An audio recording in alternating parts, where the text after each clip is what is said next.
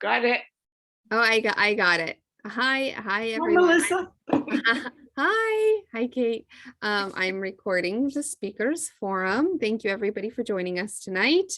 We have Rich here, and he is a Muslim and a Sufi. Is that Sufi. right? Sufi, sorry. And he's also a member of Bet Alef. Thank you. And he has been a student of world religions and involved in the interfaith dialogue for 50 years. So he says anti-Semitism is on the rise again, both from the left and the right. Much of the anti-Semitism on the left is due to ignorance and misinformation. One of the biggest ways to combat this is by getting to know others and letting them get to know you so that dialogue and the correction of false information can occur. Interfaith dialogue and knowledge of other faiths can provide you with some of these tools. So in this talk, he's going to present why this is so important and how it can be accomplished. So with that introduction, I'm going to hand it over to Rich. And yeah, enjoy this conversation. Thank you. Hey, everybody. First off, a couple of things. As Melissa said, you can throw in questions or comments anytime during the talk. I would like this to resemble a dialogue as closely as possible. I also wanted to add a brief thing in the beginning about what a Sufi is, so that, you know, folks know. Sufis are the mystics of Islam. Sufism is to Islam what Kabbalah is to Judaism. The word Sufi comes from the root of the word wool because of the brown wool robes they would wear. I belong to, there's several orders of Sufis. The one that I belong to two. One is the Mevlevi, which I'm sure you've all heard of. That's Rumi and the whirling and all that.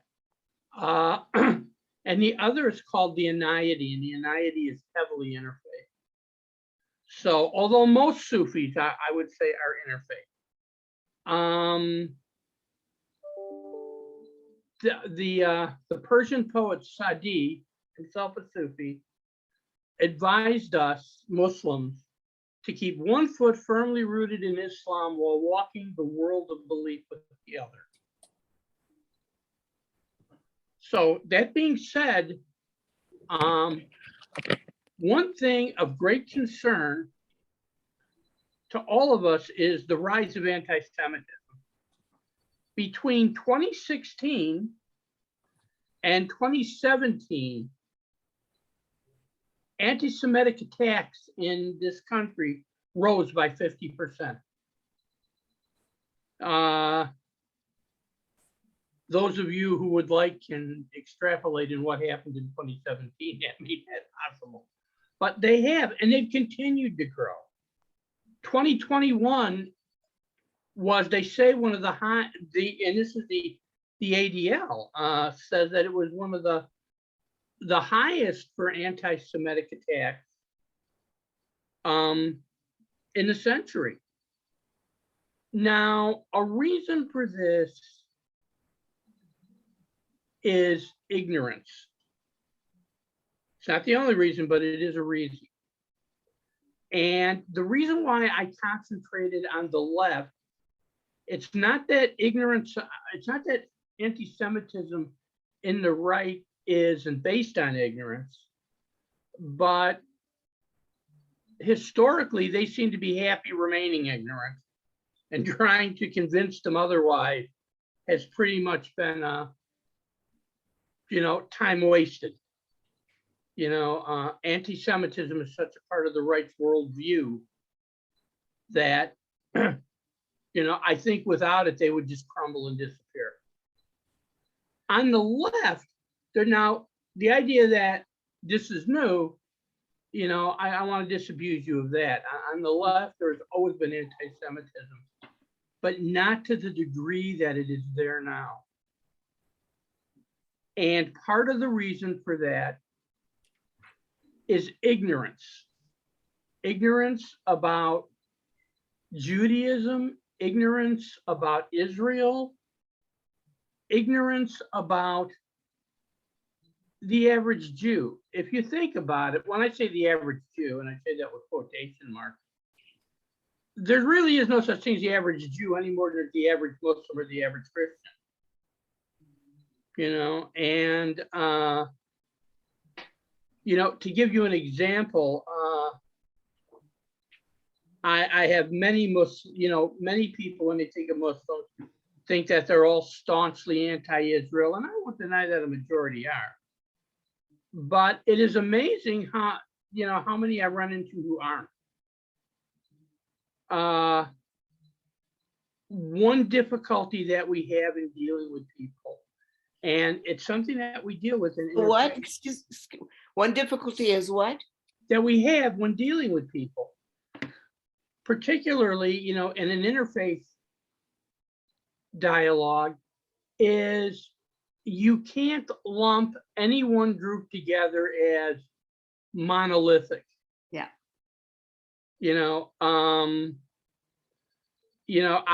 I was sitting at a breakfast table in a restaurant every Saturday morning. My son and I meet a friend of ours who is a deacon in the Episcopal Church, and we have breakfast. We call it the Theology Nerds Breakfast, and we get together and we discuss various theologies. And he brought this lady along, okay, and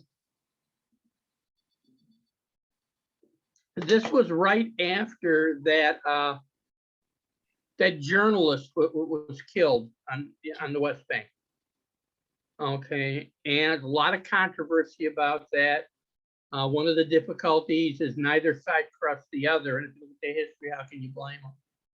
But and so trying to find out what the truth is has been very difficult. Well, he had brought, like I said, Mark had brought a friend, someone who he knew, who immediately started the conversation on that with, all Jews are. Now, when I hear that, my hackles go up. Okay, because all anybody isn't, and you can't say one group of people. But as far as she was concerned, all Jews are fascists. All Jews support the suppression of the Palestinian people. And, and so forth. And I said, well, now, wait a minute, because I can't keep my mouth shut. So I said, wait a minute. I want to examine some of what you say. Okay. I know Jews, I know Israelis who are appalled by the government stance on the West Bank. I said, so you can't say all anybody here. I said, we've already had one prime minister of Israel die trying to get a peace process going, and he wasn't killed by Palestinians. He was killed by a Jewish guy from the settlement. Well, right away she goes, well, Rabin was a fascist too. I'm like, oh my God. It's like, I'm not going to get anywhere with you, am I? But what it illustrates for me is someone who is basing all their opinions on little knowledge. Because she said, and she brought up, she says, well, you can't tell me I've been to Israel twice. I said, okay, you've been to Israel. Listen, I've been to Iowa twice. I don't know how to grow corn. But I said to her, when you were in Israel, who did you go with? Okay, she went with a church group, which is fine. But, it's a church group that, wanted to study, problems in the Middle East. Okay. Who did you talk to? Well, pretty much from the time they hit the tarmac until the time they left, everything that they got was a Palestinian narrative. You know, they were met by Palestinians. They were immediately ushered to the West Bank. They never had a chance to talk to any Israelis. They never had a chance to talk to, you know, to get, you know, both sides of the history, both sides of the narrative. You know, one thing that, you know, Rabbi Olivier is very big on is that you learn both sides of the narrative. You know, and, you know, you have to, and I told her this, I said, you know, understand, I said, I want to respect you. I want to respect your views, but I have to tell you, I don't think you have enough knowledge of what's going on there to make a decision. You haven't gotten to know the whole other side of the argument. Well, she got very angry that she said that I accused her of being ignorant. And I didn't out loud. But, you know, the point was that I couldn't enter into a dialogue with her because she didn't want a dialogue. You know, we used to have a saying in the neighborhood, don't confuse me with facts, I have an opinion. You know, so, you know, here was the issue here. So my thing is, how can interfaith help it? You know, because there are some people who you're just not going to get through to. But there are many more that you can. And one of the best ways to do that is for us to get to know each other to the point that nobody is the other anymore. You know, I have seen wonderful work in Seattle between Jews and Muslims. You know, I've also heard some comments in mosques that would, you know, basically make your hair stand on end. But I've seen work among people in the Abrahamic faiths, and that's what I'll stick with tonight. By the Abrahamic faiths, I mean Judaism, Christianity, and Islam. And I've seen them work together. Now, one of the things you have to do when you work together, particularly in an interfaith project, and this is very important, is being a presence and being a representative of your faith, and remembering nobody is asking you to change your religion. Nobody's asking you to change your beliefs. What we are asking you to do is enter into dialogue with other people. Okay. For example, where does Christianity and Judaism, where are they alike, and where do they part company? Okay, because they do to an extent. I remember Rabbi Olivier gave a talk at Interfaith Community Sanctuary on the resurrection. But now you laugh, but he got halfway through it before some of us realized, wait a sec, he's not talking about Jesus here. And he wasn't. He was talking about Isaac. And Isaac. Yeah. Right, exactly. I've still got his speech because he gave me a copy of it. But yes, he was talking about that and the stories in the Mishnah about what happened to Isaac after the supposed sacrifice of Abraham. You know, and I don't want to get into it too deeply because A, it's the rabbi shtick, and B, that's not what this talk is about. But basically, there is a belief by some that Abraham did actually sacrifice Isaac on the mountain. And then Isaac was taken up to paradise, where he waited for 40 years until Abraham sent to find him a wife. And then when he did, when she showed up, he came back down out of the clouds. So, and that's in the Mishnah. What's the Islamic story? Well, I don't, you know, there isn't one. I've shared it with some friends of mine, and they're like, well, that makes sense. You know, but there's nothing in Hadith No? that teaches that. No. But there's nothing in the hadith that teaches different either. The other issue too with Islam, is that, they think that it was Ishmael who was sacrificed, not Isaac. Yeah. My view is, what does it matter? It's a wonderful story. Because I'm with the rabbi. I don't think that stuff actually happened. Yeah. The Torah and the Quran are not history books, guys. And a big mistake we make is when we think they are. In Russia, in the mid 1800s, there was a huge slaughter of a certain portion of the Russian Orthodox, who ended up having to flee the country. They went to Alaska and to the northwest coast here, because they were being persecuted by the rest of the church. You know why? Because they held their hands different when they made the sign of the cross. Wait. I know. Have you heard anything so stupid in your life? But yes. I've heard worse things, but yeah, okay. Yeah. See, I grew up with, in Greek Orthodoxy, with you hold these two fingers with your thumb and you keep these two out. So these three signify the Trinity, and these two signify the dual nature of Christ, human and divine.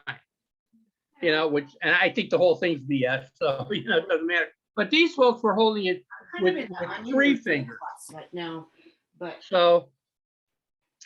but yeah, so it is silly, the things that we will, what about tomorrow? slaughter each other over. I can tell you stories just as bad from Islam. Oh, that's sweet. But as a matter of fact, the first slaves that came to this country were captured by African tribesmen in a war. What people don't realize is the ones who captured the ones in the war, they were all Muslims, but they thought that the others were heretics. So they thought it was okay to enslave them and sell them off. Yeah. The world we live in, eh? In any event, when you're getting back to this, when you enter into interfaith and into interfaith dialogue, the point is to try to understand the other, not to convert them or be converted by them. If you enter into interfaith dialogue, say with me, I'm not expecting you to say your Shahada and become a Muslim.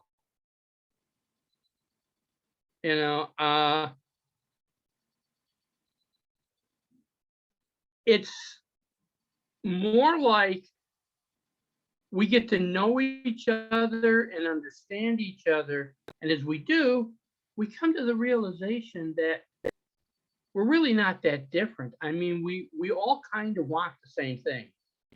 We want security. We want love. We want peace. Freud says everyone in the world wants two things: love and meaningful work. I can tell you, as someone who works in psychiatry, there is not much that Freud said that I agree with, but that's one of them.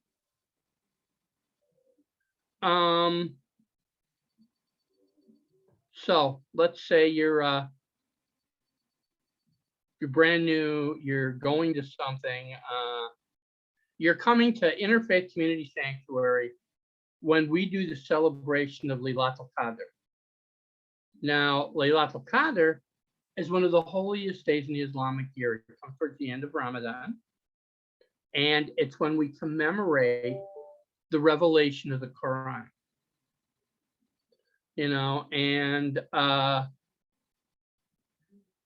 Unlike Christianity, which indeed is Christ-centered, the Muslim religion, the Islamic religion, is not Muhammad-centered, it's Quran-centered. Just like Judaism is not Moses-centered, it's Torah-centered. Doesn't mean you don't respect and love Moses. You do, but your religion is based on the Torah. In Islam, doesn't mean we don't love and respect, Muhammad. but our religion is based on the Quran. Okay, both of these are considered the word of God, whether you accept that literally or in a figurative sense, up to you. But the point is, so when you're,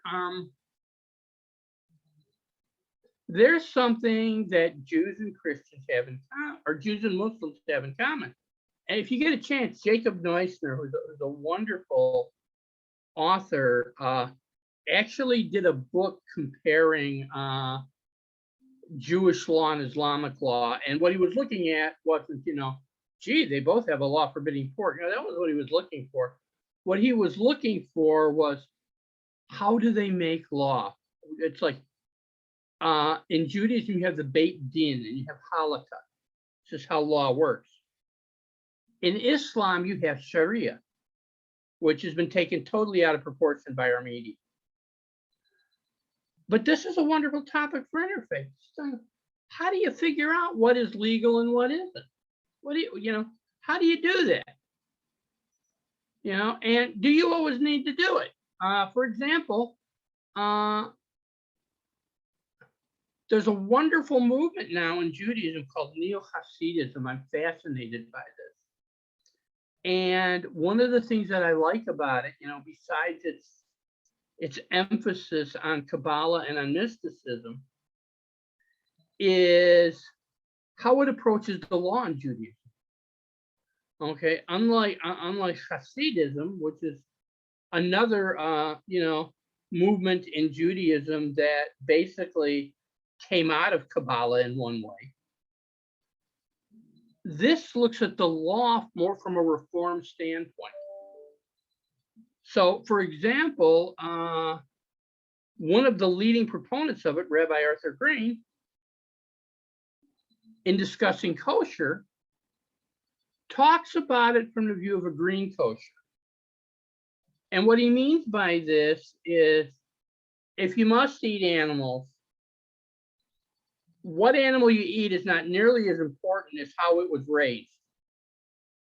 Was it raised humanely? Okay, was it, like free range, grass fed, that type of thing? But he adds, truly, as the race evolves, the new kosher needs to move towards vegetarianism or even veganism. And there's a movement similar to that in Islam called the new halal. Now, there aren't a lot of Muslims yet following it. Islam needs to grow in this country. It's starting to and take some big steps. But I'm fond of saying, every time I discuss things like the new halal or women leading prayer or women giving khutbahs, which is our version of Devar, every time I mention this, a sheikh in Saudi Arabia bursts into flame. So, we have a long way to go to catch up with you guys. But there's a good topic for interfaith dialogue. Okay, where is Islam on these things? Where does the guy you're talking to, because he can't speak for all of Islam, he can speak for himself. But where does he see it going? And you have to, when you do that, you have to take the risk that this person is a whole lot more conservative than you, and they may say some things that are gonna, raise your hackles a little. You can't always assume that they're gonna be on your side on this stuff. And there's some topics that, at least in the beginning, until you get to know each other really well and develop some trust, there's some topics that you need to avoid to that point. But once you develop that trust, then you do need to bring up those topics.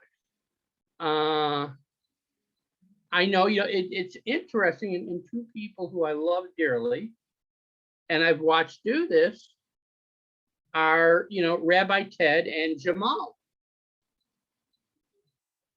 And, when they first started, certain things, certain topics, they had to tiptoe around. But as they've gotten to know each other and respect each other as people, they've been able to broach those topics. Now, this doesn't mean we're going to necessarily come to a decision. But what it does mean is, as long as dialogue is open, we're moving closer to that. You know, and I know that can sound Pollyannic, you know, and it would be, except for the fact that what I'm offering you here in the form of interfaith is not, okay, this is all we got to do. If we do this, we're going to solve the world's problems. No, it's way too complex. This is just an aspect. This is an aspect of something that you can do as an individual. You still need to be out there voting and agitating and doing other things for the causes that are important to you and for the sake of peace and understanding. And we all need to do this. I mean, and not just people. It's like, for example, if we look at intolerance in the world, religious intolerance, okay, we see anti-Semitism. We see the persecution of Muslims in China and Burma.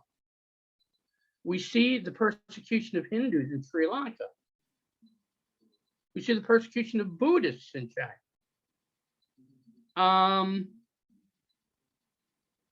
There's a lot of intolerance out there. So the topic doesn't end, you know, with us and Irish, as important as they are. We need to look beyond that too, to that bigger picture. But we need to, you know, think, you know, act locally while thinking globally. So for Jews, for Muslims in this area, it's my opinion that what they need to concentrate on is that rise of anti-Semitism. And, you know, one thing, like I said, we can do is come to each other's events, get to know each other. Okay. We should be going to things like Laylatul Qadr. On the other hand, you know, Muslims should be coming to things like Passover. We need to get to know each other. And those are one of the best ways of doing it. You know, the neat thing about Passover is the Seder is pretty much, okay, this is who we are. You know, if I defy anyone to go to a Seder and not come away with an appreciation of who Jews are and what they believe. Because that's the whole point of the Seder. It's that story. You know, and with Laylatul Qadr, we don't do a Seder, but we do read Hadith about, you know, the first revelations of the Quran. You know, gives people an idea of, you know, who Muslims are. You know, and then we can sit down and enter into dialogue with each other. Now I've noticed, you know, and I mean, we still got some time, you know, but we got plenty of time, as a matter of fact. Yeah, so I want to say something to you, to Rich, in response to your plea for us to get to know each other and attend each other's events. You know, it's some years ago now, back when I was more or less in my Sufi mode. And there was an iftar during, you know, during Ramadan, and Jamal had arranged this evening for an interfaith evening for breaking the fast, etc., etc. And there were Christians there and a few Jews. I think I had not converted yet. And, you know, Muslims. There was a good sized turnout. Jamal asked me to chant the Surah Al-Fatiha, which I did and loved doing it. Not a single Muslim spoke to me afterward. They all turned away from me. They all sat by themselves at a table, not mixing one bit with any of the rest of us. It was an amazingly strange evening. So getting to know each other by going to each other's events and even trying to participate in their events by chanting, from the Quran, that didn't go well for me. And I suspected it could not go so well for other people also. Well, yeah, and that can happen. One thing, I love Jamal with all my heart, but he doesn't like conflict and he wants to make nice. That's the truth. Yeah, had it been me, I would have gone to that table and said, go up and mix.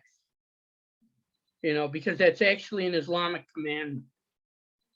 You're supposed to, you're supposed to mix. Get to know each other. Right, yeah. Surah 49, verse 5. Had we wished, we would have created you the same, howbeit we didn't, so that you would get to know each other and vie with each other for deeds of righteousness. Yes.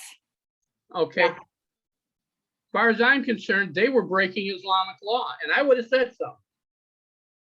Of course, as a Muslim, I can say something.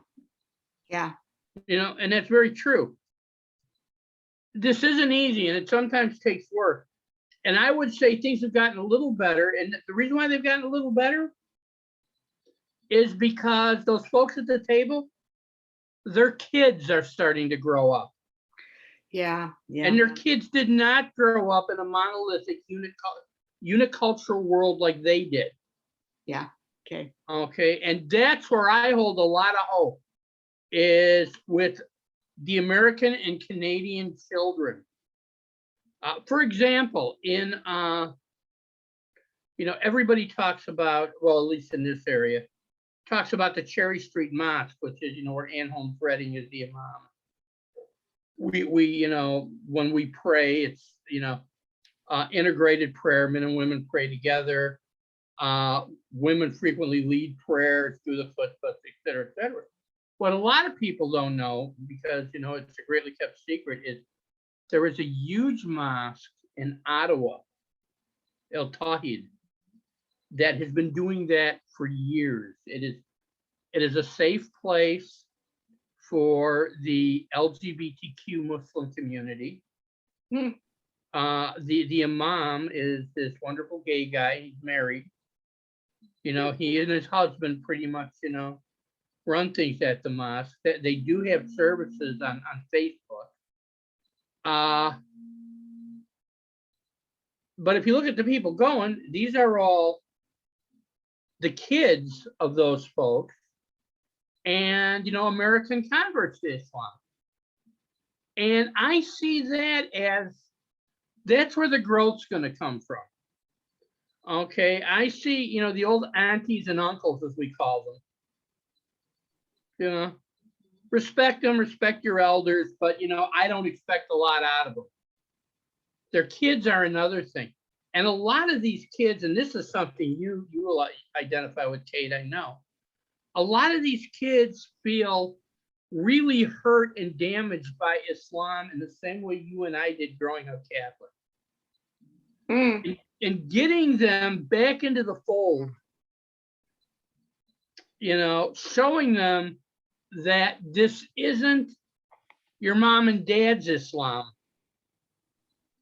has been a huge task, but it's an important task, because that's where the growth is going to come from. I look at Islam today and I see Judaism and Christianity 500 years ago. But we got to grow a lot faster than 500 years. Yeah.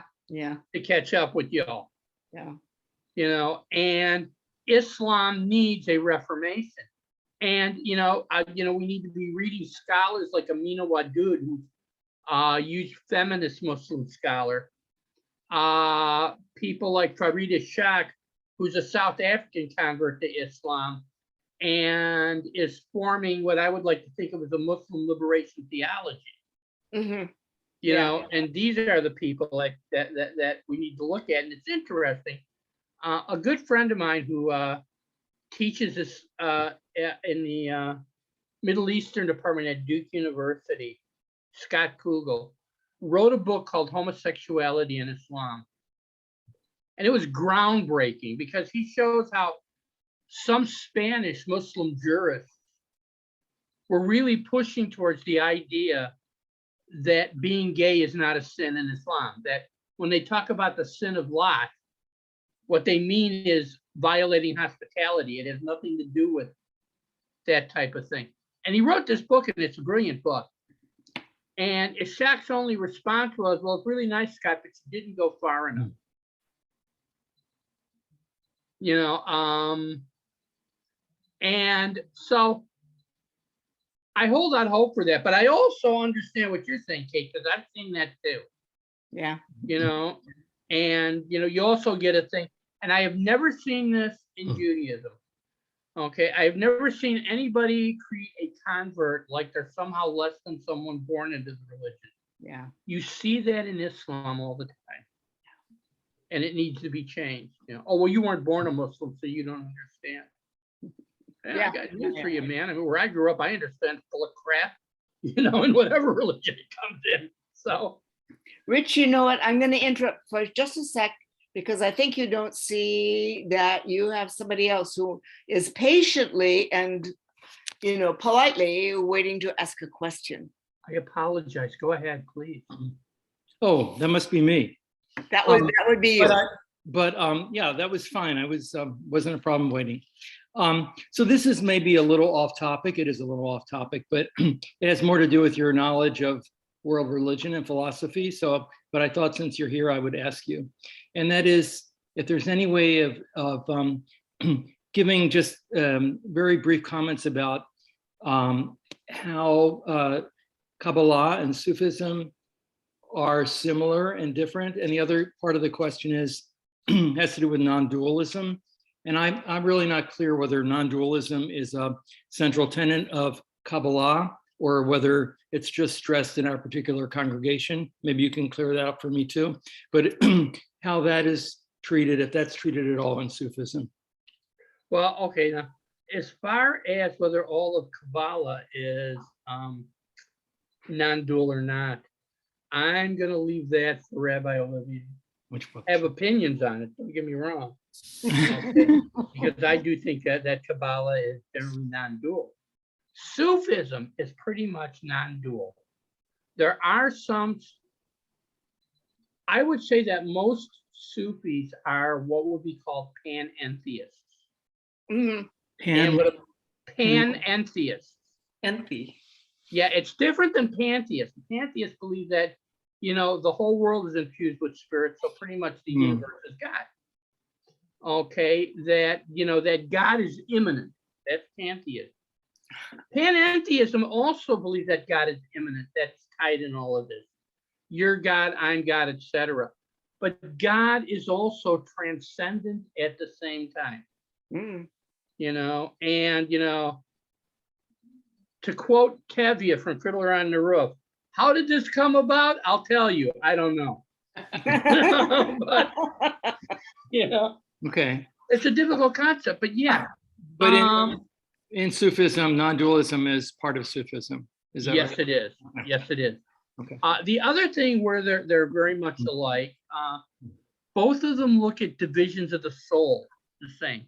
It's not a thing of like, you know, there's one soul. Okay, they have that in common with the Egyptians. And my own theory is that all of this mystery stuff goes back to Egypt, you know, and Moses brought it out with them, as it were. But so you have that type of thing. You have a lot of similar meditative techniques. They borrowed a lot from each other. We have a practice that we do called zikr. And zikr means, in Arabic, it means remembrance. Mm-hmm. And it's a time where we're like, Zikron in Hebrew. yeah, exactly. And we chant the names of God and so forth and that. And we have zikrs around here. And I'm telling you guys right now, open invitation. Anytime you want to go to one, you get a hold of me and I'll take you. But the point that I was going to make is back in the Middle Ages, it is rumored that Maimonides' son actually held zikrs, in his house, and yeah, and so there's, and so there's that, I'm very envious of the rabbi going to Spain. I've been to the house where Maimonides was born, but because I lived in Spain for a year. But yeah, they're very similar with each other. I have a lot of friends who are Jewish who are also Sufis. Okay. And they also, do Kabbalah, they're also Kabbalists. We have every year, and last couple of years we haven't because of COVID, but we would rent the Odd Fellows Hall, and we would, for the week, what's called the Urs, which is the anniversary of the death of Rumi. As anyone dies, like you have a yard site, we have what's called, we call it an Urs, which literally means marriage. But in any event, we had the Urs for Rumi, right? Yeah. And one year it fell during the High Holy Days. And one of our most wonderful chanters, a lady named Amina, she's wonderful. She started it not with chanting El Fatiha, which we did second, but with Kol Nidre. Oh, wow. Wow. Very well received. But yeah, so we Oh. they have much in common. You know, Rich, I pretty much wrote the booklet that this trip to Spain was using. Yeah, and I was going to be on that trip, but the day before I got on the plane, I tested positive for COVID. Oh God. Never developed symptoms. I tested only like for the safety of the group. But anyway, I'm the one who got left behind. Oh, I'm so sorry. After I wrote that freaking book. But yes, one of the things that I loved about writing that book was, I got to plug in some of my kind of, my own thoughts and suppositions. And one of those was about the interactions between Maimonides and the Sufis of his time. Right. I was so convinced in my, from my own studies that Maimonides, he had some Sufi stuff in him. Sure he did. And there was his dialogue and friendship with Ibn Rushd. Yeah. But yeah, no, absolutely. And the the Seljuk Turks, like Saladin and so forth, were all Sufi. Yeah. So yeah, there's a lot to be said for that. And when you get to mysticism in any religion, yeah, this is where you start looking and going, it's all the same thing. The goal is the same. It's just the window dressing. It's all one. It's all one. It's like, I remember one Simchat Torah where I had Rowan with me, for those of you who met my son. Big He's a beautiful kid. Yes. Beautiful kid. Yeah. And someone thrust the Torah into his arms. Uh-huh. And he had no idea what to do. And I said, dance with her. And he went, dance? I said, yeah, dance with her. Well, he started turning, doing the dervish turn. Yeah. Yeah. Cool. And he ended up, kid was moving. He had to be doing 20 miles an hour. Wow. He's a real good turner. We call him Sabaton. That's great. And yeah, but he turned with it, Another story. Oh, go on. No, you. I just want to say to Kate that it's obvious that a significant part of her went on the trip because the booklet went on the trip. Can everybody hear? Yeah. Yeah. Thanks, Yeah. Norm. Thanks, Yeah. Norm.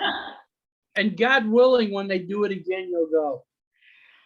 When they do it again, I will go if I can, and it will be a little bit different kind of trip, I think. I have the impression that this was mostly, there was a lot of emphasis on food and mojitos and some good times. And I actually want to go for the teachings. I want to go for being in that place. Yeah. Well, I can take him to the best darn paella in Spain. It's in Yeah. a restaurant called El Capricho, which is in a little town up in the mountains called Mijas. But but no, I agree with you. I mean, and an interesting thing, and it's something to look at with Spain, is a lot of conversos and morescos Mm-hmm. are reverting back to Judaism and Islam. Now that there's freedom of religion and stuff, and it's wonderful finding out how many of them through the years and at great personal risk, kept the traditions of Judaism and of Islam. Yeah. There is, as you know, there is Ladino, which is a Jewish language that's a mixture of Spanish and Hebrew and it's like the South European Yiddish. There's also a Muslim language like that called Moresco.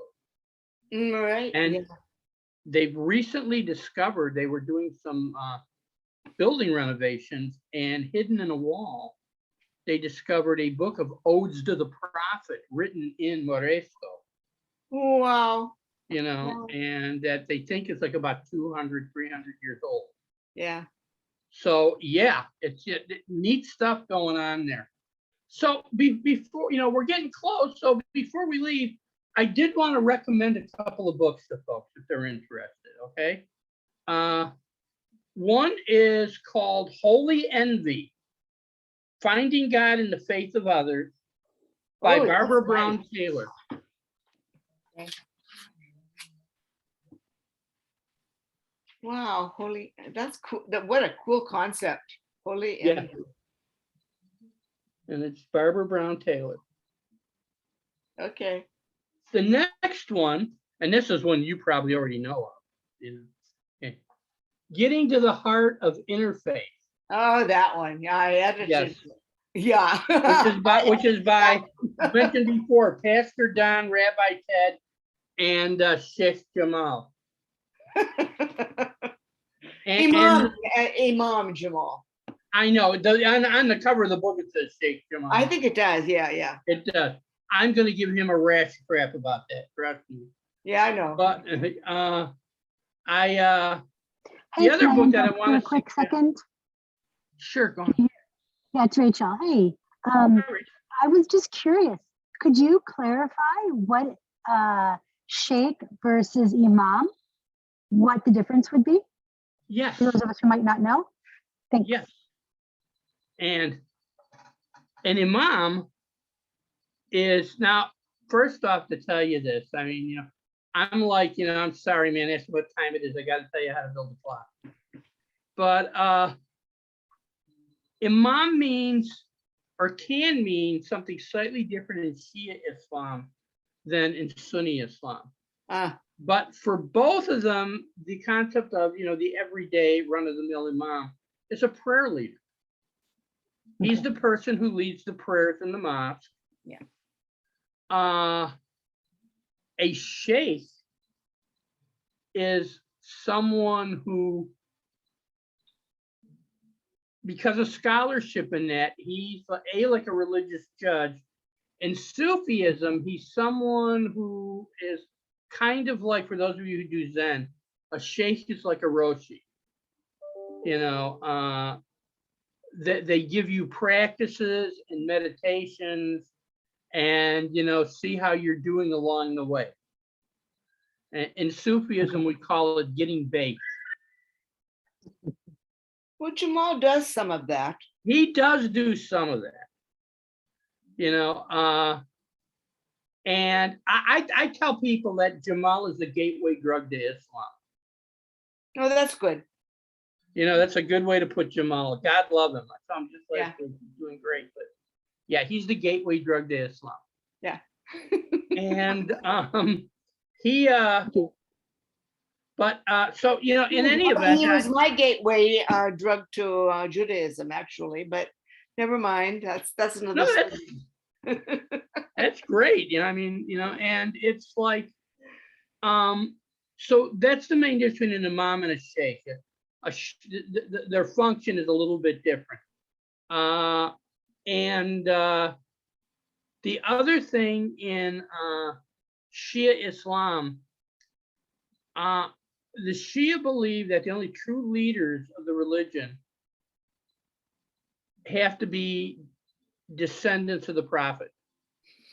Whereas the Sunni believe that leaders are like caliphs in that are elected by acclamation of the people. So there are 12 imams in Islam, and they believe that the 12th has gone into hiding and will appear at the end of days.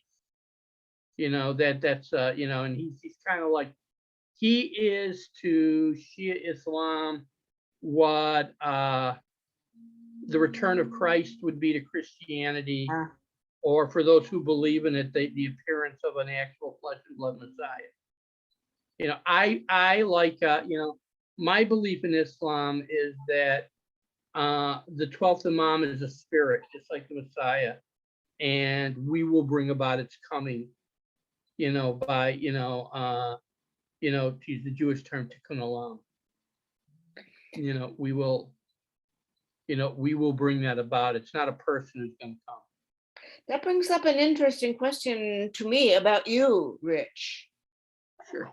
Yeah. So okay, we know you're Sufi, but in the bigger picture, Sunni, Shia, Yes, which? both. I respect the 12 Imams. Okay. I believe they were divine holy people, but I also believe that the leadership of Islam must be by acclamation of the people. That's Shia. Well, the Shia part is the respect to the Imams. Okay. The Sunni part is, I believe that Acclamation. Okay. should be acclamation. I also believe, you know, the days of medieval Islam where we have caliphs and stuff like that, they're gone, and thank God. Yeah. You know, though that's like the concept of dhimmi.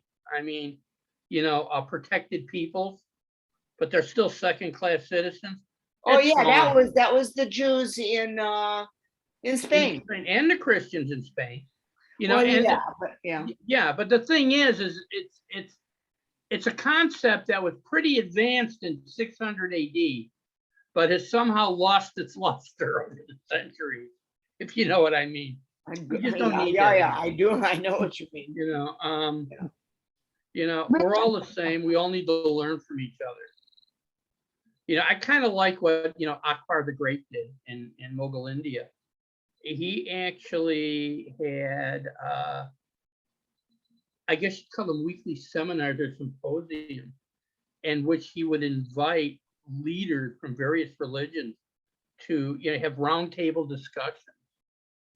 You know, and he guaranteed freedom of speech for all of them. And you know, Who it was is this? Who is Akbar the Great.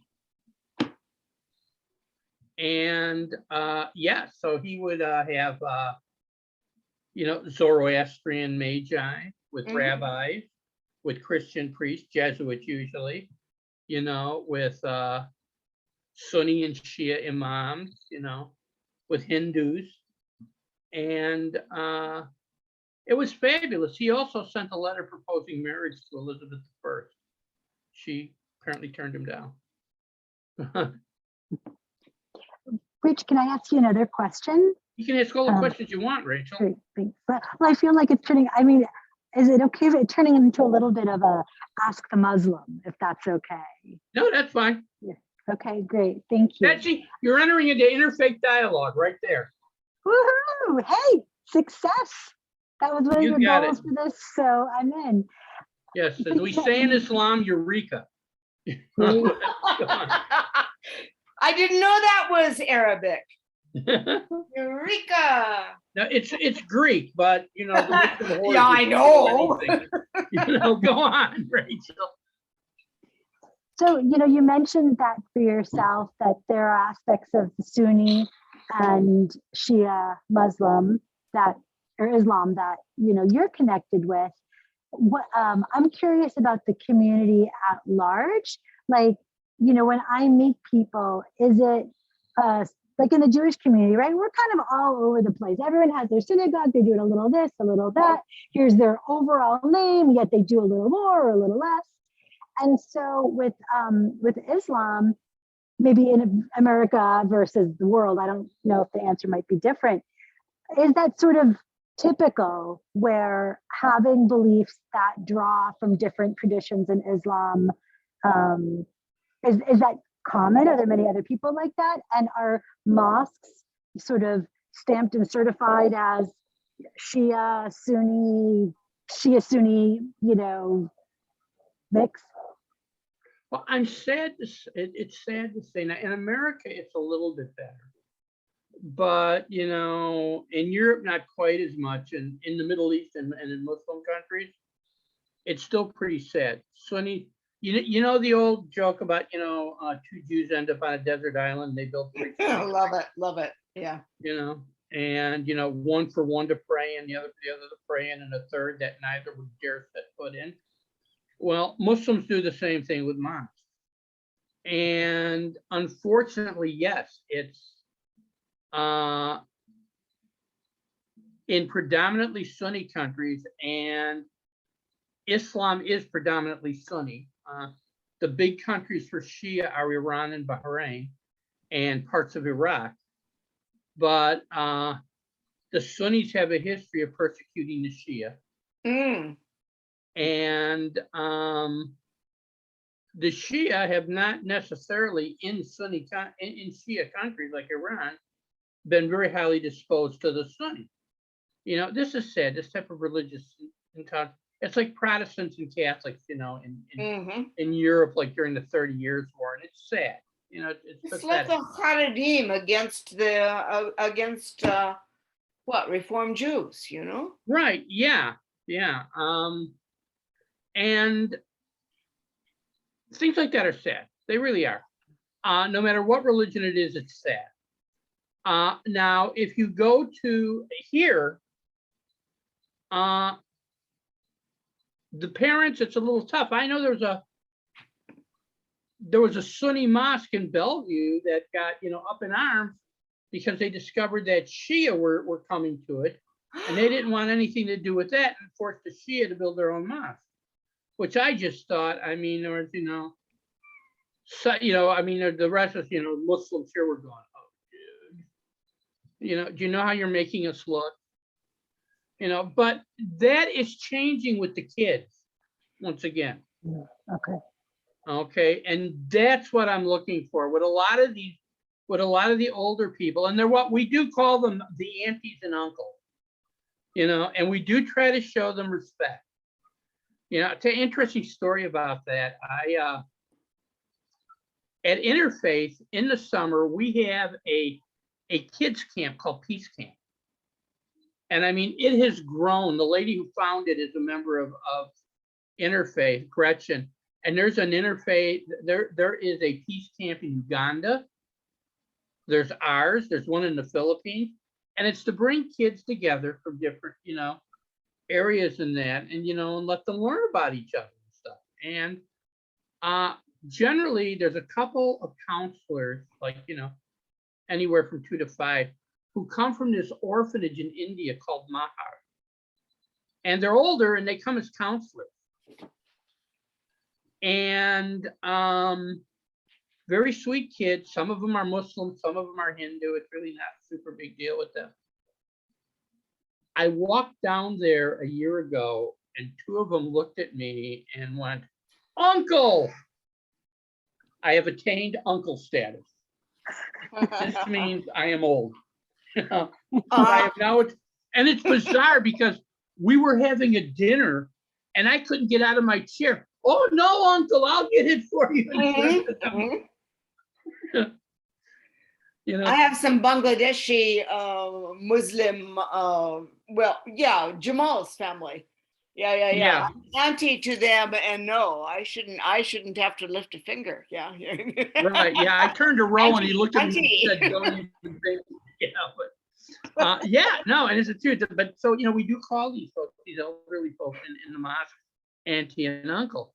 Now, an interesting thing: if you go to India, particularly in areas that are heavily Sufi, okay, you will see Hindus visiting Sufi shrines and Sufis visiting Hindu shrines, and nobody seemed to have a problem with it.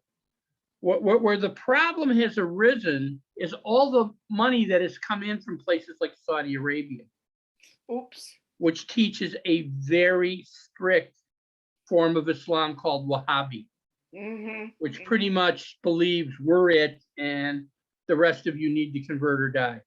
Yeah, go to hell.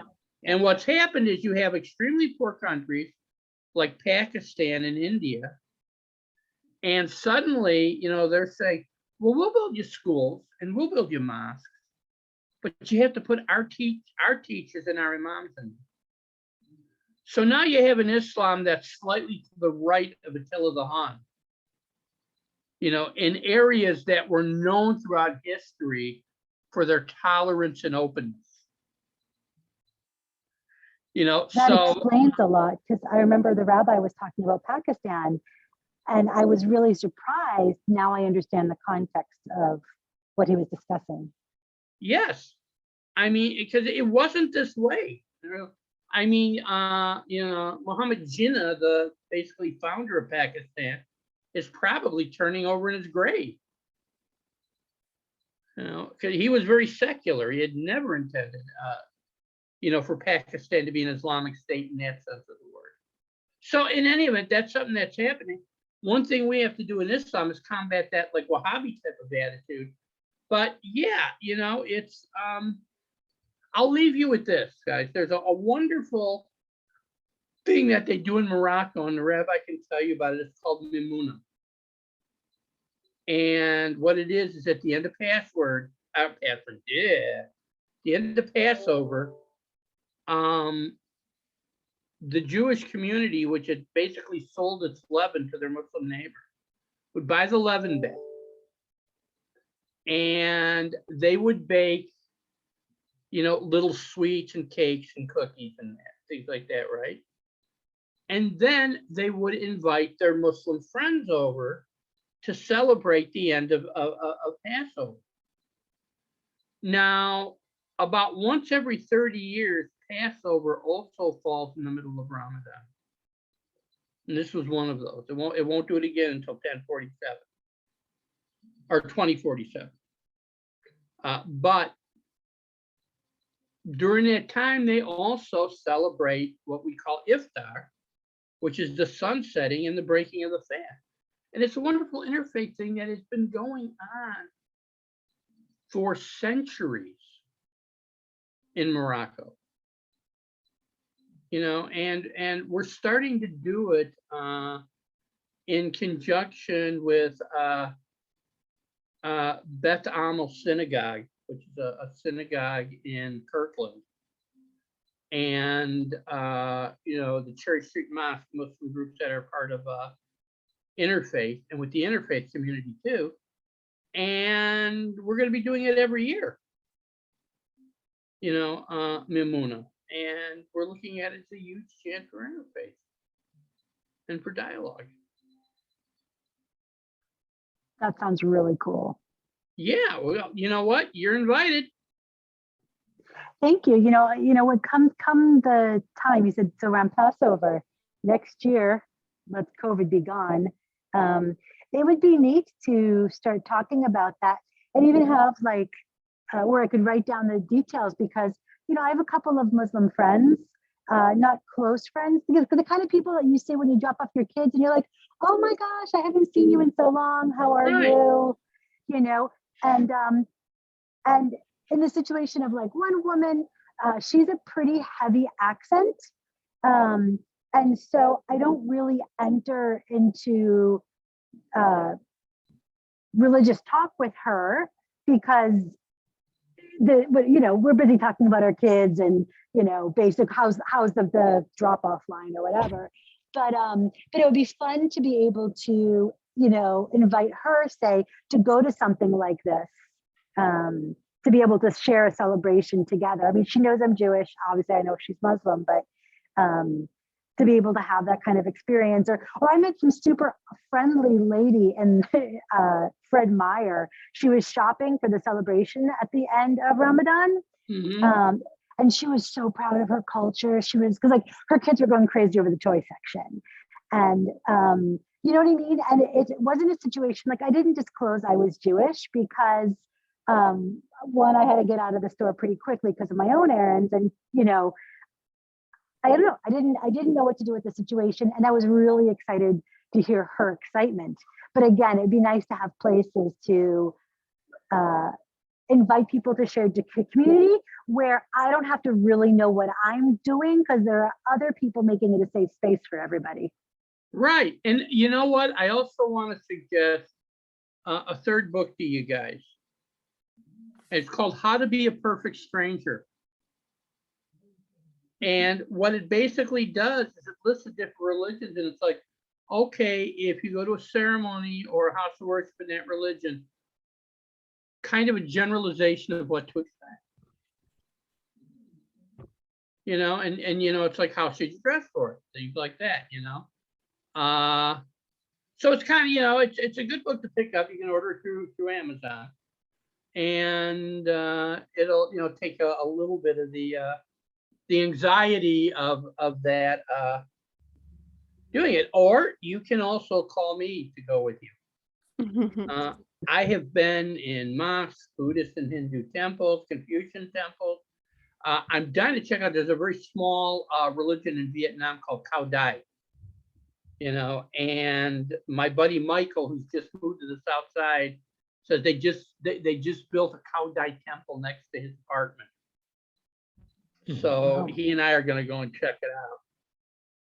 But yeah, come with me. I'm pretty much at home in all those places. Yeah, I love this conversation, Rich. Actually, my best friend is Muslim. She's also Bangladeshi. I know Kate mentioned Bangladeshi. I was in a Muslim wedding, and yeah, it was just one of the most open and gracious families and people. And they make sure you leave with plenty of food. And I find that's so universal. And we have so much more in common, and we're just all trying to connect with one another at the end of the day. And I think that's beautiful that you are talking to get to realize that human connection is the root of a lot of it. So you bet that's the root of most of it. Rachel talked about talking with this lady about their kids and that's an excellent start. Yeah. Did anybody have any last remaining questions for Rich? I know we kind of covered a lot of ground. Yeah, and if you're coming to Shabbat, you can always tackle me at the service too. Yeah, we do have service this Friday, and we have Oneg this Friday as well, so that's probably a good time to bring it up. And I want to take a moment to thank Melissa for the wonderful work she does in putting these things together. Oh, you're organizing. She's terrific. Melissa is fabulous. I agree. You guys Thank you, are so sweet to me. No, this is all Stu's doing. Stu puts this fabulous forum. I'm just filling in because he's in Spain, so I can't take credit for the Bali speaker, but I'm happy to be a substitute teacher today. Yeah, you can take credit for your own really very good work, Melissa. Yeah, you're a hidden jewel. You really are. You guys are so kind. Thank you. Yeah. Well, so in any event, I'll if there's no more questions, I guess wish you all a good night. Okay, I'm gonna stop recording. Thank you. Good night. Good night. Good night, everybody. Thank you. You're welcome.